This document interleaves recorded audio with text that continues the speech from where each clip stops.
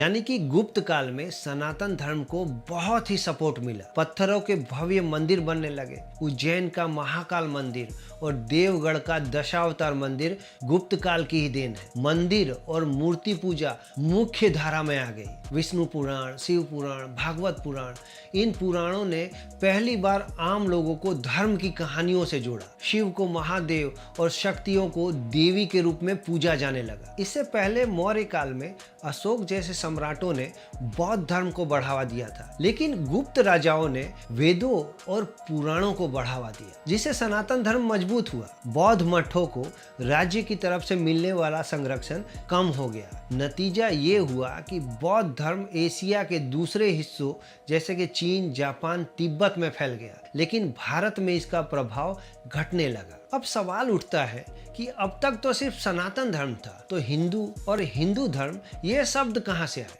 1100-1200 साल पहले हिंदू शब्द कोई धार्मिक टर्म नहीं था, ये एक जियोग्राफिकल पहचान थी जिसका इस्तेमाल पहली बार फारसियों ने किया। भारत के लोग सिंधु नदी के किनारे रहते थे, उन्होंने सिंधु को हिंदू कहा और यहाँ रहने वाले हिंदू कहलाए। धीरे धीरे अरबों, तुर्कों और मुगलों ने भी इसी शब्द को अपनाया, यानी हम हिंदू हुए और हमारे सनातन धर्म को हिंदू धर्म कहा गया। इसके बाद आते हैं 15वीं शताब्दी। 15वीं शताब्दी में शुरू हुआ भक्ति आंदोलन। इस आंदोलन में ये समझाया गया कि भगवान तक पहुंचने के लिए मंदिर, मूर्ति या कर्म कांड की जरूरत नहीं है, बस श्रद्धा और प्रेम काफी है। चाहे अमीर हो या गरीब, ऊंची जाति का हो या नीची जाति का, भगवान सबके हैं। भक्ति आंदोलन की शुरुआत दक्षिण भारत में हुई, जहां आलवार और नयनार संतों ने भगवान विष्णु और शिव की भक्ति में भजन गाए। धीरे धीरे ये आंदोलन पूरे भारत में फैल गया। उत्तर भारत में ये आंदोलन 12वीं से 17वीं सदी में अपने चरम पर था। संतों ने स्थानीय भाषाओं में भक्ति गीत गाए ताकि आम लोग आसानी से समझ सके। जब भक्ति आंदोलन अपने चरम पर था,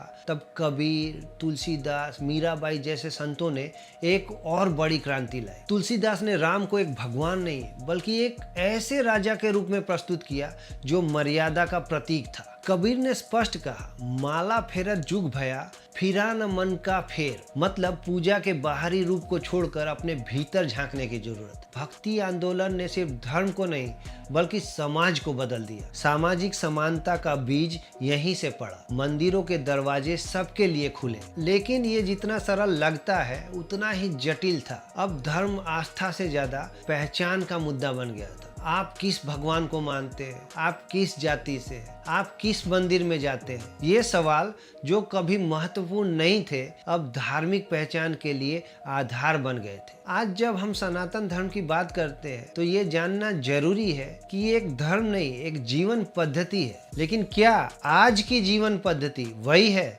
जो 5000 साल पहले थी? शायद नहीं। सनातन धर्म का सार था परिवर्तन को अपनाना। यही कारण है कि ये धर्म सदियों से टिका हुआ है। लेकिन सवाल ये है कि क्या हम आज भी उसे उसी लचीलेपन के साथ अपनाते हैं? भगवान का होना या ना होना कभी सनातन का विषय नहीं था। ये तो इंसानों की मनोवैज्ञानिक जरूरत थी जो हर युग में अलग अलग रूप में सामने आई। वेदों में देवता थे, पुराणों में भगवान हुए और भक्ति आंदोलन में गुरु। पर एक चीज जो कभी नहीं बदली वो थी सत्य की खोज। सनातन का मतलब ही है जो शाश्वत है, जो कभी खत्म नहीं होगा। इसलिए जरूरी है कि हम धर्म को पहचान के रूप में नहीं बल्कि एक खोज के रूप में देखें। अंत में सवाल यह नहीं है कि आप किस भगवान को मानते हैं या किस मंदिर में जाते हैं। सवाल ये है कि आप खुद को कितना जानते हैं, क्योंकि सनातन धर्म की असली यात्रा बाहर नहीं भीतर है। तो दोस्तों, ये था मेरा वीडियो सनातन धर्म के बारे में,